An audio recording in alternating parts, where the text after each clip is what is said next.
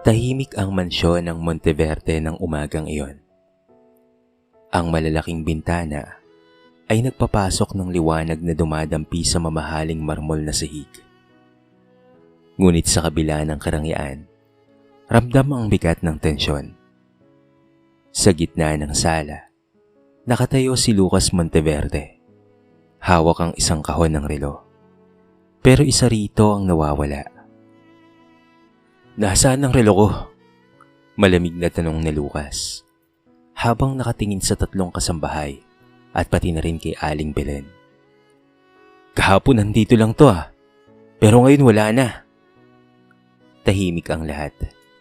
Tanging tunog ng pendulum clock ang maririnig. Si Rina, ang batang kasambahay na maganda ngunit may ngiting mayabang, ang siyang unang nagsalita. "Sir, baka po si Lando. Nakita ko po siyang lumalabas ng kwarto niyo kahapon." Naku, hindi po sir Mabilis na tanggi ni Lando. Ang hardinerong tapat ngunit tahimik. "Nagdidilig lang po ako ng halaman malapit sa bintana. Sarado po ang pinto ng silid ninyo." Bakit nakita kang may hawak na panyo ni sir?" Singit ni Mariza. Sabay irap nito. "Baka naman yun ang ginamit mong pangtakip sa relo." Namula si Lando sa iya. "Yun po ay napulot ko lang. Nahulog po ata ni sir sa beranda." Ngunit hindi na siya pinakinggan pa ni Rina. "Kung ako sa inyo sir, paimbestigahan niyo na po yan. Baka may magnanakaw na sa loob ng bahay." Tumaas ang kilay ni Lucas. "Sige, kung totoo yung sinasabi mo, Rina, mawawalan siya ng trabaho. Pero kung mali ka, ikaw ang aalis."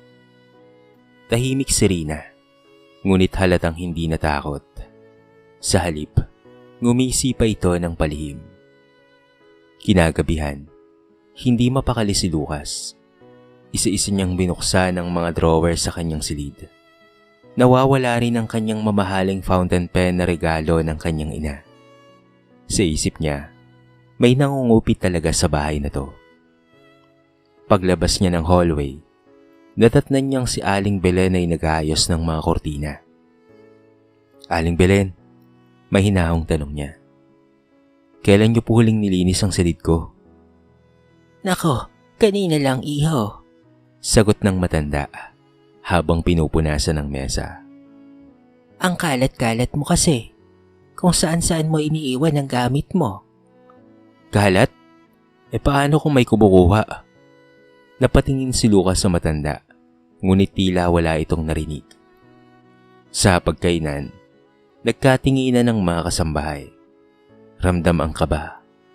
Walang gustong magsalita. Hanggang sa biglang may narinig silang lagapak mula sa may bulsa ni Lando. Nahulog ang isang singsing na ginto. "Yan yung hinahanap kong singsing ni Mama," sigaw ni Lucas. Natigilan si Lando. "Sir, hindi ko po." Ngunit bago pa siya makapagsalita, tinabi siya ni Rina. "Ayun na nga po ang sinasabi ko sir. Sabi ko na nga ba't may ginagawa yung kahina-hinala eh." Namula si Lucas sa galit. "Lando, paano mo nagawang pagnakawan ako?" Napaluhod si Lando. Nanginginig. "Hindi po ako magnanakaw, sir. Napulot ko lang po yan sa labas. Hindi ko po alam na mahalaga." "Tumahimik ka!" sigaw ni Lucas, sabay alis sa mesa. Naiwan si Lando na halos mapaiyak sa kahiyan. Sa kanyang silid, huminga ng malalim si Lucas. Hindi siya mapalagay. May kung anong bumabagabag sa kanyang isipan. Parang merong mali. Parang may hindi tama. Sa gabing iyon, nagpasya siyang gumawa ng plano. Kung sino man ang tunay na may sala, malalaman niya. At sa susunod, hindi na siya magpapaloko. Kinabukasan, maagang nagising si Lucas Monteverde. Dala pa rin ang bigat ng nangyari kagabi. Hindi siya makatulog. Paulit-ulit sa isip niya ang mukha ni Lando. Ang hardinerong halos lumuhod sa kanya habang umiiyak. Ipinagtatanggol ang sarili. Ngunit sa dulo, hindi pa rin niya alam ang katotohanan. Kung hindi si Lando, sino? Bulong ni Lucas habang nakatingin sa kawalan. At bakit may mga nawawala sa loob ng bahay? Bilang isang taong sanay sa disiplina at lohika, nagpasya siyang kumilos sa sarili niyang paraan. Tinawag niya si Mang Turing, ang matagal na nilang technician. Mang Turing, magpakabit nga ho kayo ng mga hidden camera sa mga kwarto, hallway, at pati na rin po sa kusina. Huwag mong ipagsasabi kahit kanino ha, lalo na sa mga kasambahay. Tumango ang lalaki. Opo sir, disente at tahimik lang po tayo. Makalipas ang ilang oras, nakakabit na ang mga maliliit na lente ng kamera sa mga sulok ng bahay. Halos hindi mo mapapansin. Si Lucas ay nagkunwaring aalis ng 3 araw papuntang Tagaytay upang siya ay magpahinga. Aling Belen, kayo na po muna ang bahala rito ha. Wika niya bago sumakay ng kotse. Ngumiti ang matanda. Oo naman, iho. Ingatan mo ang sarili mo ha. Ngunit hindi talaga siya umalis. Nang makalayo na ang sasakyan sa kalsada, bumaba siya sa likurang gate ng bahay at nagtago sa isang maliit na guest room na halos walang gumagamit. Doon niya inilagay ang monitor na konektado sa lahat ng kamera. Pagdating ng gabi, isa-isa niyang pinanood ang mga kasambahay. Si Rina, nakita niyang palihim na nagme-makeup sa harap ng salamin ni Lucas. Si Marisa naman, kinukuha ang ilang biskwit sa kusina at tinatago sa apron. Si Lando, tahimik na nagwawalis ng bakuran kahit madilim na. Walang kahinahinala. Ngunit bandang 10:00 ng gabi, biglang lumitaw sa monitor si Aling Belen. Dahan-dahan itong pumasok sa kwarto ni Lucas. Hawak ang isang maliit na kahon. Napakunot ang noo niya. Si Aling Belen? Bulong niya, na halos hindi makapaniwala. Pinanood niya ang bawat galaw nito. Binuksan ng matanda ang drawer. Kinuha ang nakakalat na alahas at maingat na inilagay sa kahon. Pagkatapos, ay umupo ito sa gilid ng kama. Hinaplos ang unan at mahinang bumulong. Iho, huwag mo nang iwawala ang mga laruan mo ha. Ayan, itinabi ko na para hindi mawala. Nanlamig si Lucas. Hindi niya alam kung ano ang mararamdaman. Galit ba? Awa? O pagkalito? Kinabukasan, ipinagpatuloy pa rin niya ang pagmamanman. Sa pangalawang gabi, nakita niyang muli si Aling Belen. Pero ngayon, may hawak na itong lumang laruan na tren. Pinanasan niya ito. Tapos inilagay sa kahon kung saan naroon ang mga nawawalang gamit ni Lucas. Sa puntong iyon, tumigil sa paghinga si Lucas. Ang kahong iyon. Nakasulat sa gilid ang pangalan niyang Lucas, gamit ang luma at kupas na tinta. Diyos ko, napabulong siya. Naisip niya ang posibilidad. Hindi kaya may sakit si Aling Belen? Ngayon, ay malinaw na sa kanya. Hindi ito simple ng kaso ng pagnanakaw. Ito ay isang bagay na mas malalim. Isang misteryong hindi sinasadyang nakatali sa nakaraan. Sa gabing iyon, pinasya ni Lucas na harapin ang katotohanan kahit gaano kasakit. Kinabukasan, tahimik si Lucas sa buong umaga. Hindi na siya makatingin ng diretso kay Aling Belen. Habang pinagsisilbihan siya nito ng almusal, hindi niya maiwasang mapansin na tila may kakaiba sa kilos ng matanda. Paulit-ulit nitong tinatawag ang kanyang pangalan. Minsan ay Sir Lucas, minsan naman ay bata akong Lucas, na para bang nakikipag-usap sa batang alaala. Pagkatapos ng almusal, palihim niyang sinundan si Aling Belen papunta sa silid nito. Ang dati niyang nakikita bilang maayos at mabangong kwarto, ngayon ay puno ng kalat, mga lumang laruan, lumang litrato, mga basahang tela, at isang kahon na agad niyang nakilala. Ang kahong may label na para kay Lucas. Tahimik niyang binuksan iyon. Sa loob, naroon ang lahat ng nawawala niyang gamit. Ang mamahaling relo, ang pluma, ang singsing, at maging ang lumang laruan niyang tren na iniwan niya noong bata pa lamang siya. Ngunit higit sa lahat, may mga nakalagay pang peraso ng papel. Mga lumang sulat na tila isinulat ng isang bata. "Kumain na po ba kayo, Aling Belen?" Mahina niyang tanong habang nakatingin sa paligid. Ngunit tila hindi siya narinig ng matanda. Nakaupo ito sa kama. Marahang inihimas ang laruan at mahina ang tinig. Lucas, maglaro tayo mamaya ha? Pero wag mong iwawala tong trend mo. Sabi ng mama mo ay paborito mo raw ito. Para bang minuusan ng malamig na tubig si Lucas. Tinitignan niya ang matanda. Ang mga mata nito'y may halong pagkalito at lambing. Ang tinig ay parang bumabalik sa nakaraan. "Aling Belen, ako ito, si Lucas, at hindi na po ako bata." Mahinaong sabi niya, na halos pabulong. Tumingin ang matanda sa kanya. Saglit na tila nakilala siya. Ngunit agad ring nagbago ang ekspresyon. Sino ka? Bakit mo hinahawakan ang gamit ng anak ko? Tanong nito. Nanginginig ang tinig. "Anak nyo?" Ulit ni Lucas. Hindi makapaniwala. Si Lucas Monteverde. Sagot ni Aling Belen. Nakangiti ang mga mata. Mabait na bata yon. Ako ang yaya niya. Pero minsan pasaway kasi iniiwan kung saan-saan ang laruan niya. Tumawa ito ng mahina. Ngunit sa mata niya ay may lungkot. Hindi na nakapagsalita pa si Lucas. Dahan-dahan siyang umupo sa tabi ng kama. Pinanood ang matanda habang inaayos ang mga laruan. Sa kanyang isipan, bumalik ang mga alaala ng pagkabata kung papaano siyang ipinagluluto ni Aling Belen ang paborito niyang sopas. Kung papaano nitong pinupunasan ng luha niya kapag pinapagalitan siya ng ama. At kung papaanong sa lahat ng taon, ito lang ang taong kailanman ay hindi siya iniwan. Ngayon, siya naman ang nakaupo sa tabi nito. Pinagmamasdan ng taong minsang tumayong ina sa kanya. Ngunit ngayon unti-unting kinakain ng pagkalimot ang isipan. Paano kung tuluyan niya na akong makalimutan? Tanong niya sa sarili, habang pinapahid ang sariling luha. Nang gabing iyon, hindi siya mapakali. Sa unang pagkakataon, hindi galit o ganti ang laman ng puso niya, kung hindi isang matinding awa.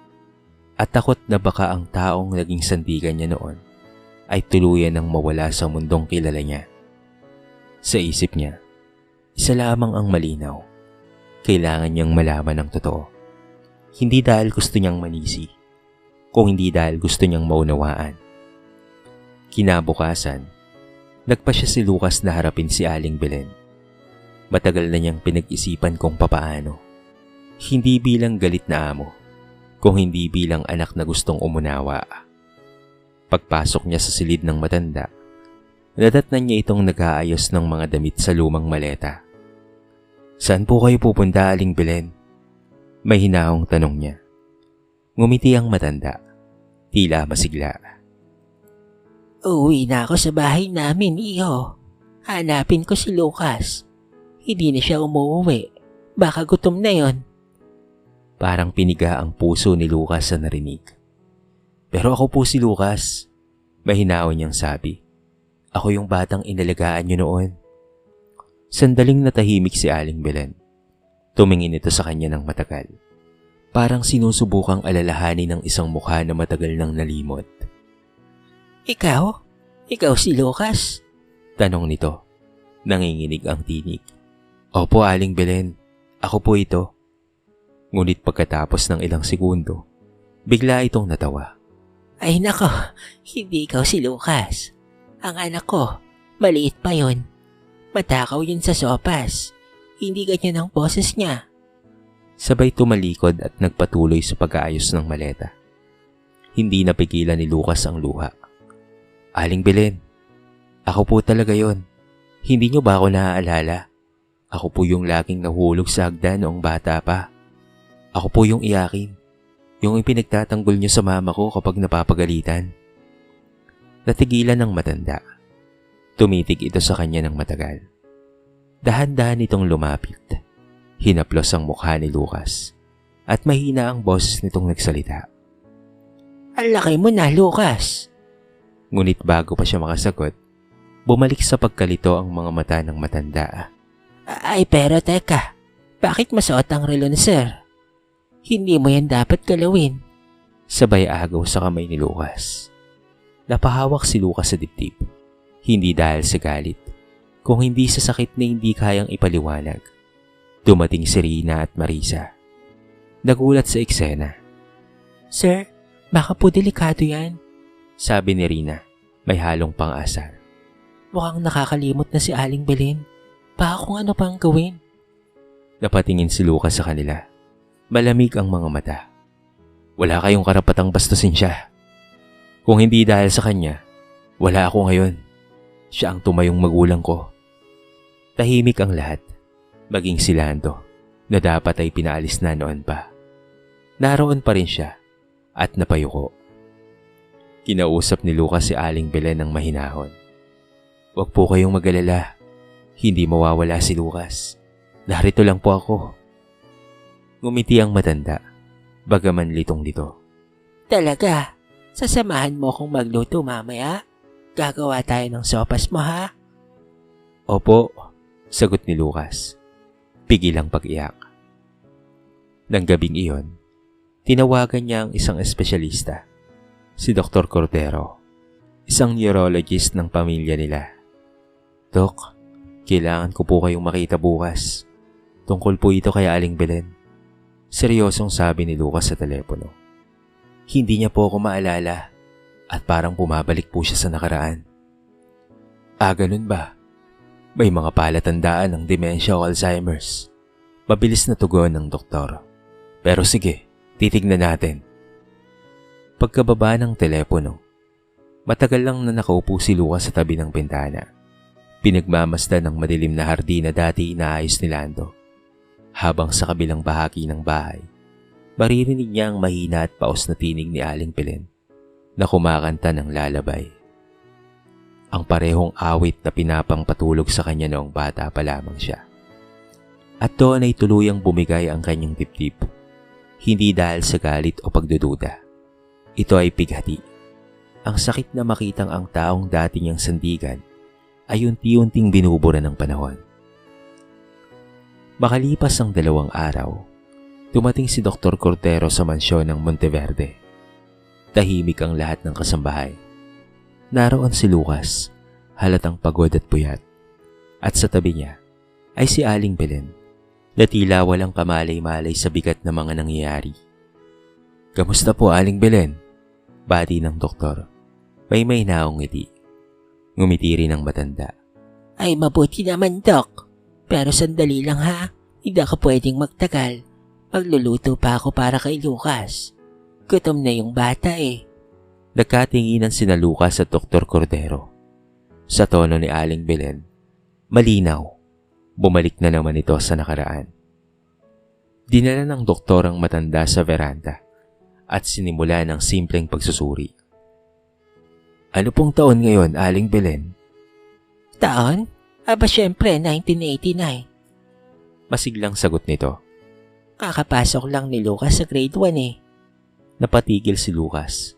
Sa panahong iyon, totoo nga, grade 1 siya noong 1989. Matapos ang ilang mga tanong at pagsusuri, lumapit si Dr. Cordero kay Lucas. Mr. Monteverde, mahina nitong sabi. Malinaw po, may Alzheimer's disease si Aling Belen. Nasa early to mid stage na po. Unti-unti nang naapektuhan ang kanyang memorya. May mga panahon na babalik siya sa nakaraan. May mga sandaling makikilala ka pa. Pero darating rin ang panahon na hindi na. Parang gumuho ang mundo ni Lucas sa narinig. Wala na po bang lunas, Dok? Halos pabulong niyang tanong. Walang ganap na lunas. Pero may mga gamot na makakatulong na pabagalin ang paglala. Kailangan na rin ng pasensya, pag-unawa at pagmamahal. Mahalaga na hindi niya maramdaman ang takot o galit mula sa kanyang paligid. Tahimik lang si Lucas habang sila ay nag-uusap. Naroon si Aling Belen sa veranda. Masayang nag-aayos ng mga laruan ni Lucas noong bata pa. Parang walang problema. Dok, alam niyo ba, siya ang nagpalaki sa akin. Mahinaong sabi ni Lucas. Simula pagkamatay ng tatay ko, siya na ang tumayong nanay ko. Ngayon parang gusto kong ako naman ang mag-alaga sa kanya. Ngumiti si Dr. Cordero. Yan po ang pinakamagandang gawin nyo. Madalas, ang mga taong tulad ni Aling Belen ay hindi nakakaalala ng pangalan. Pero nararamdaman nila kung sino ang nagmamahal. Habang papaalis ang doktor, iniwanan niya si Lucas na nakatingin sa matanda. Pinapanood niya itong kumakanta habang naglilinis ng lumang kahon. Lumapit siya, mahinahong umupo sa tabi nito. Aling Belen, sabi niya, halos pabulok. Hindi mo na kailangang mag-alala. Hindi na mawawala si Lucas. Ngumiti ang matanda. Tinignan siya. At sa isang sandali, isang napakaliit ngunit mahalagang sandali, tila nagbalik ang liwanag sa mga mata nito. Lucas, Sabi nito halos pabulong. ang gwapo mo na. Para kang tatay mo. Napangiti si Lucas kahit umaagos ang luha. Salamat po, Aling Belen. Salamat po sa lahat. Bakit ka umiiyak, anak? Tanong nito. Nakangiti pa rin. Huwag kang iiyak ha. Hindi ko gusto yan. Basta't kumain ka mamaya, may sopas ako para sa'yo. At habang niyayakap ni Lucas ang matanda, naramdaman niya ang init ng pagmamahal na hindi nabubura kahit na paglimot.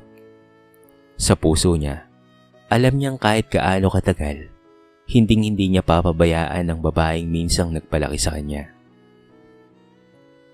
Lumipas ang mga linggo, at araw-araw ay tila pagsubok para kay Lucas. Madalas niyang marinig si Aling Belen na tinatawag siya sa iba't ibang pangalan. Minsan Tomas, minsan Juancho, at kung minsan ay Lucas. Pero hindi na sigurado kung sino siya talaga. Ganun man, hindi nagbago ang kabaitan ng matanda. Kahit nagkakamali ng pangalan, lagi pa rin itong inaalagaan si Lucas na para bang bata. Tuwing gabi, siya pa rin ang maglalagay ng kumot sa bintana, kahit pagod na ito. Isang gabi, habang umuulan, nagising si Lucas sa ingay mula sa kusina. Pagbaba niya, nadatnan niya si Aling Belen na nagluluto. Ano pong ginagawa niyo, Aling Belen? Madaling araw na. Mahinaong tanong ni Lucas. Ngumiti ito. Magluluto ako ng sopas para kay Lucas. Baka nagutom na ang bata. Alam mo namang mahina yun kumain kapag malamig. Hindi nagsalita si Lucas. Lumapit siya. Kinuha ang sandok mula sa mga kamay ng matanda at siya na ang nagpatuloy sa pagluluto. Habang tinitignan niya ito, napansin niyang nanginginig ang mga kamay ni Aling Belen. Mahina na, ngunit patuloy pa rin kumikilos para sa kanya. Aling Belen, mahinaon niyang sabi, hindi mo kailangang magluto pa. Ako na, ako naman ang mag-aalaga sa'yo. Ngumiti ang matanda ngunit may kalituhan sa mga mata. Ikaw ba si Lucas? Tumango siya. Mahinang tugon nito. Ang bait mo naman, iho. Parang si Lucas din. Mabait at matulungin. Napangiti si Lucas sa kabila ng sakit ng dibdib. Siguro nga po, pareho kami. Makalipas ang ilang linggo, dumating ang araw na hindi na bumangon si Aling Belen. Tahimik siyang nakahiga sa kama. Mahina na ang paghinga. Lumapit si Lucas. Hinawakan ang kamay nito. Aling Belen, pabulong niyang sabi. Narito lang si Lucas ha. Hindi ka nag-iisa. Dahan-dahang dumilat ang matanda. Tila nakilala siyang muli. Lucas, Mahina nitong sambit. huwag kang malungkot anak ha. Hindi ko man maalala lahat. Pero, mahal kita. Alam mo yan, hindi ba? Tumango si Lucas. Halos hindi makapagsalita. Alam ko po, bulong niya. Salamat sa lahat ng ginawa niyo para sa akin. Ngumiti ang matanda. Ipinikit ang mga mata. At sa gitna ng ulan sa labas ng pintana, huminga ito ng malalim. Isa, dalawa, at saka tuluyang tumigil. Hindi umiyak si Lucas kaagad. Tahimik lang siyang nakaupo sa tabi ng kama. Hawak pa rin ang kamay ng matanda. Parang tumaan ang lahat ng taon sa isip niya. Ang mga panahong sinabihan siya ni Aling Belen na huwag sumuko, na magtiwala sa Diyos, at patuloy na maging mabuting tao. Pahinga ka na, Aling Belen. Maraming salamat po sa pag-aalaga niyo sa akin. Salamat po sa pagmamahal. Salamat po sa pagtuturing niyo sa akin na parang tunay niyong anak. Ginampanan niyo po ng buong puso ang pagiging ina para sa akin. Maraming salamat po. Mahinaong sabi niya. Ilang araw ang lumipas. Habang inililibing si Aling Belen, hindi niya na tinago kung sino siya. Ang tunay na Lucas Monteverde. May-ari ng lahat ng kayamanang minsan niyang itinago. Ngunit sa araw na yon, wala siyang ipinagmamalaki. Ang tanging dala niya ay ang aral na iniwan ng matanda. Ang kayamanan ay nawawala, pero ang kabutihan ng puso ay walang hanggan. Makalipas ang libing ni Aling Belen, tila na nahimik ang buong mansyon. Wala na ang boses ng matanda na dati kumigising sa kanya sa umaga. Ang mabagal ngunit masiglang mga yabag sa pasilyo. At ang mga paalala nitong huwag kalilimutang mag-almusal. Para kay Lucas, ang bawat sulok ng bahay ay parang nawala ng buhay. Isang araw, habang nililinis niya ang silid ng matanda, napansin niya ang isang lumang kahon na itinago sa ilalim ng kama. Marupok na ang kahon. Tila ilang dekada nang hindi nabubuksan. Maingat niya itong binuksan, at sa loob ay may mga lumang larawan, sulat, at isang maliit na laruan. Isang kahoy na tren na sira na ang gulong. Sa ibabaw ng mga papel ay may nakasulat na sobre. Para kay Lucas, kapag nawala na ako. Nanginginig ang mga kamay ni Lucas habang binubuksan niyon at binabasa ang nakasulat sa labas ng papel. Sa loob ay merong isang maliit na liham na isinulat ng kamay ni Aling Belen. Mahal kong Lucas, kung nababasa mo ito, siguro hindi na kita kayang gabayan. Gusto ko lang malaman mo na hindi lang ako basta tagapag-alaga sa'yo. Kung hindi itinuturing kitang parang tunay na anak at higit pa sa sarili kong dugo, ako ang pinakiusapan nilang alagaan ka noon. At simula noon, ikaw na ang naging liwanag ng aking buhay. Sa tuwing tinatawag kitang anak, hindi yun palabas. Yun ay katotohanan sa puso ko, anak. Kung sakali mang naguluhan ka sa mga huling araw ko, patawarin mo ko dahil ako'y matanda na. Ang isip ko'y bumalik sa mga panahong bata pa ako, at ikaw ay batang inaalagaan ko pa lamang.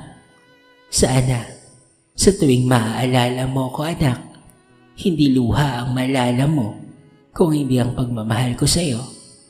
Nagmamahal, Aling Belen. Bumuhos ang luha ni Lucas habang binabasa ang bawat linya. Sa mga sandaling iyon, parang muling nabuhay ang lahat ng alaala nila.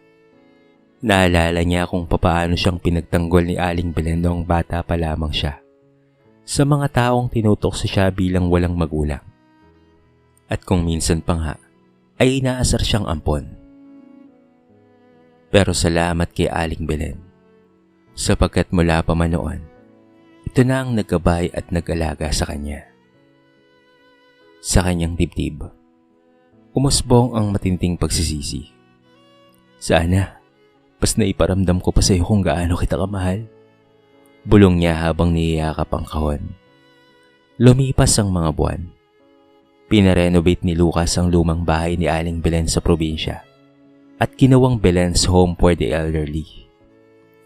Isang tahanan para sa mga matatandang iniwan ng kanilang pamilya o nakakaramdam ng pagkalimot dahil sa sakit. Sa bawat silid, may mga larawan ni Aling Belen. Nakangiti ito na para bang laging nagbabantay. Minsan, may bumisita sa tahanan, isang matandang babae na umiiyak habang sinasabi, Wala nang gustong mag-alaga sa akin. Ngumiti si Lucas at sumagot, Dito po, walang iniiwan. Dito lahat ay pamilya, kaya welcome po kayo dito, Nay. At habang pinagmamasdan niya ang mga matatanda, Naramdaman niyang parang naroon si Aling Belen. Nakaupo sa lumang silya, nakangiti at tahimik na nagsasabing, Magaling anak, ginawa mong tahanan ng pagmamahal. kahit wala na si Aling Belen, nagpatuloy ang buhay ni Lucas. Humingi siya ng tawad sa kanyang trabahador na si Lando, na napagbintangan niyang magnanakaw, at agad rin naman siyang pinatawad nito. Sapagkat matagal na rin si Lando sa kanilang tahanan na nagsisilbi. Hindi siya kaagad pinaalis ni Lucas kahit pa siya'y nakapangako sa kanyang katulong na kapag napatunayang nagnakaw si Lando ay paalisin niya ito. Pero dahil sa pagdadalawang isip niya, ay pinanatili pa rin niya si Lando na magtrabaho sa kanyang mansyon. At salamat na lang sapagkat napatunayan na wala talaga itong kasalanan. Kaya naman bumawi siya sa kanyang trabahador na si Lando. Basta tinaasan niya ang sahod nito. Pinagsabihan niya rin ang dalawang katulong na dapat ay hindi basta-bastang manghusga kung hindi pa naman tiyak ang ebidensya na agad namang tinanggap ng dalawa niyang mga kasambahay. Ngayon, maayos at matiwasay ang buhay sa mansyon. Walang gulo, walang nakawan, at kahit wala na si Aling Belen, ay parang naroon pa rin ang presensya nito sa puso ni Lucas. Sa kwentong ito ay marami tayong mapupulot na aral. Ang tunay na kayamanan ay hindi nasusukat sa pera o ari-arian. Ito ay nakikita sa puso ng mga taong marunong magpasalamat, magpatawad at magmahal ng tapat, kahit pa sa mga panahong nakakalimot na ang mundo sa kanila. At sa bawat taong nakakapakinig ng kwentong ito, kung meron man na isa sa ating pamilyang nakakaranas ng ganitong sakit, iparamdam natin sa kanila ang tunay na pagmamahal, pag-unawa, at pag-aaruga. Sapagkat kung minsan, hindi sapat ang gamot para maibsan ang sakit na nararamdaman. Madalas, pagmamahal, pag-iibigan, at pagkakaunawaan ang isa sa mga pinakamabisang solusyon para magamot ang isang karamdaman. Dito na po nagtatapos ang ating mixing kwento sa araw na ito. Sana po ay nagustuhan nyo. At sana po ay kinapulutan nyo ng maraming aral. Kayo mga kabarangay, ano ang masasabi nyo sa ating kwento? I-comment nyo naman po sa baba ang inyong mga reaksyon at babasahin natin ang lahat ng yan. I-comment nyo na rin kung taga saan kayo para naman malaman ko kung hanggang saan nakaabot ang video na ito. Paki-like and share na rin po ang ating kwento para mapakinggan rin ng iba. At kung bago ka pa lamang sa ating channel, baka naman pwedeng pakihit ang subscribe button at bell notification button para palagi kang updated sa mga bago nating upload na katulad nito. So paano mga kabarangay? Hanggang sa muli, thank you so much and peace out!